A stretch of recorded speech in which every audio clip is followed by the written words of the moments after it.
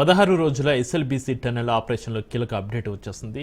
TBM machine ముందు భాగంలో మృతదేహం ఆనవాళ్లు కనుగొంది రెస్క్యూ టీం. కుడి చెయ్యి, ఎడమ కాలు భాగాలను గుర్తించారు రెస్క్యూ టీం. చేతికి కడి ఉండడంతో ఇంజనీర్ గురుప్రీత్ సింగ్ మృతదేహంగా గుర్తించారు. సాయంత్రం మృతదేహాన్ని వెలికి తీశారు. దీంతో కార్మికులు ఇదే చోట ఉండొచ్చని అనుమానం వ్యక్తం చేస్తున్నారు. టన్నెల్లో జేసీబీని ఉపయోగిస్తున్న రెస్క్యూ బృందాలు.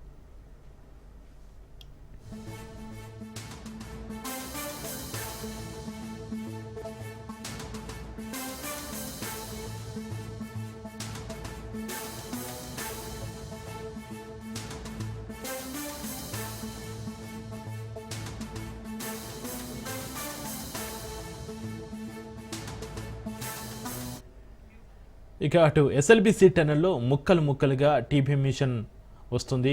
మిషన్ను కట్టర్తో కట్ చేశాయి రెస్క్యూ టీమ్స్. మిషన్ పార్క్లను బయటకు పంపిస్తున్నారు సహాయకులు. ఈ ప్రక్రియ పూర్తయితే కార్మికుల ఆచూకీపై కొలికి వచ్చే అవకాశం ఛాన్స్ ఉంది. టన్నెల్ మొత్తం పొడవు 14 కిలోమీటర్లు కాగా 13.950 మీటర్ల వరకు క్లియర్గా ఉందన్నారు.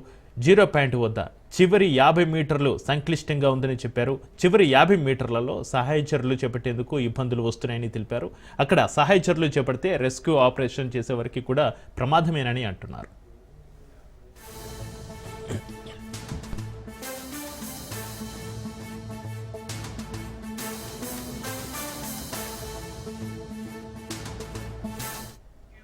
ఇక కేరళ జాగిలాలతో అన్వేషిస్తే ఒకచోట ముగ్గురు ఉన్నట్లుగా గుర్తించామని అన్నారు. రెస్క్యూలో భాగంగా రోబోల సహాయంతో సహాయ చర్యలు చేపట్టాలని చూస్తున్నామన్నారు. ఈ నెల 10న ముఖ్యమంత్రి స్థాయిలో మరోసారి ప్రమాద ఘటన సహాయ చర్యలపై రివ్యూ ఉంటుందని చెప్పారు. ఆచూకీ తెలియకుండా పోయిన వారి కుటుంబాలను ఆదుకుంటామని మంత్రి ఉత్తమ్ హామీ ఇచ్చారు.